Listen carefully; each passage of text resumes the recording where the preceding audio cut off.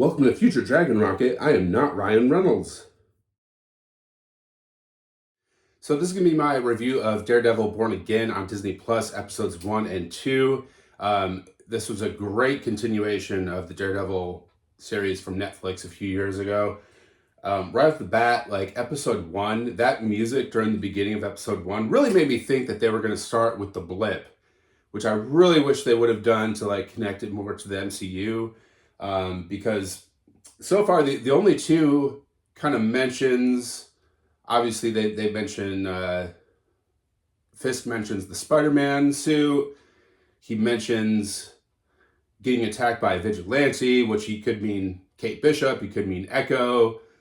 So very small nods to the MCU so far, but not like a really direct connection so far.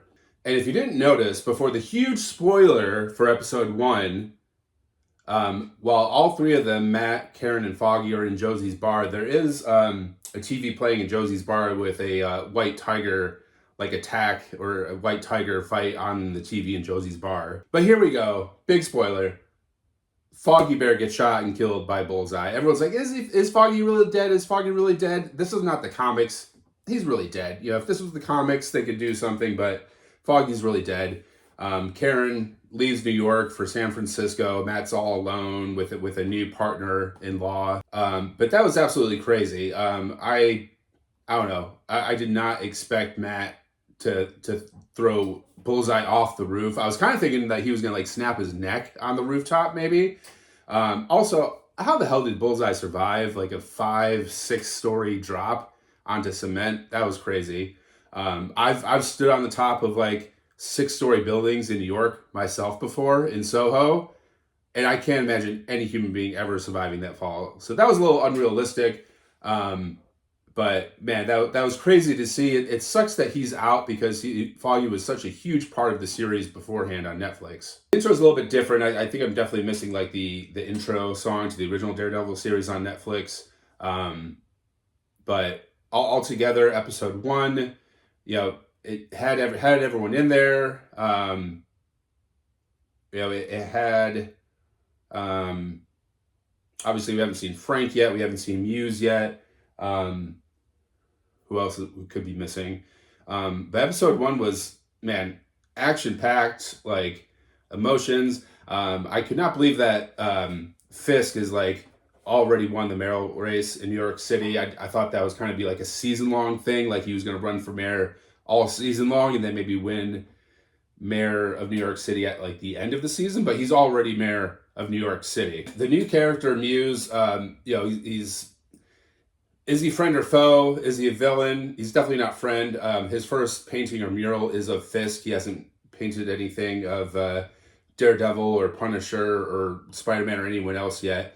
But here we go on to episode 2, and Wilson Fisk, Kingpin, he mentions how New York City is tough. New York City doesn't need vigilantes wearing skulls on their chests, a reference to Punisher.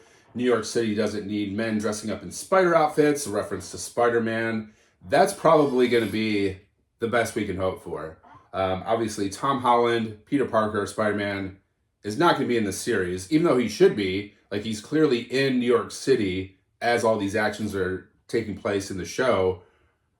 But that's probably the only mention we're going to get. Like, is Spider-Man going to appear on a TV in Josie's bar? Is Spider-Man going to appear in the background somewhere? He's not going to show up. This is probably the only thing we're going to get about Spider-Man in the whole show. White Tiger's intro, origin story, he accidentally kills a cop. He doesn't know it's an NYPD cop. And Matt Murdock, Daredevil, decides to go pro bono and defend him in court for this murder.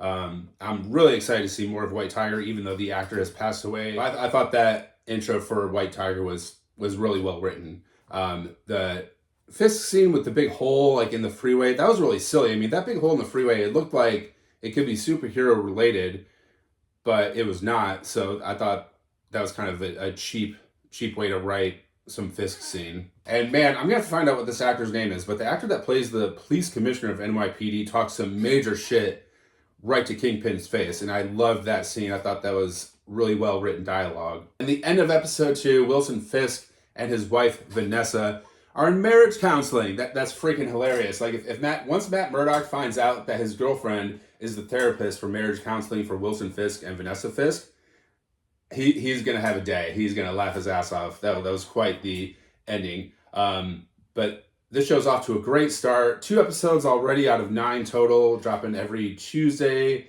night at 9 p.m. Eastern here in the States. Let me know in the comments what you thought about this 2-episode premiere.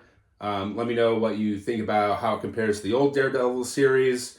And let me know about, will we see Spider-Man, what you're hoping for, how you think it's going to connect to the MCU, how the season's going to end. And don't forget to tell all your friends to subscribe here, Future Dragon Rocket.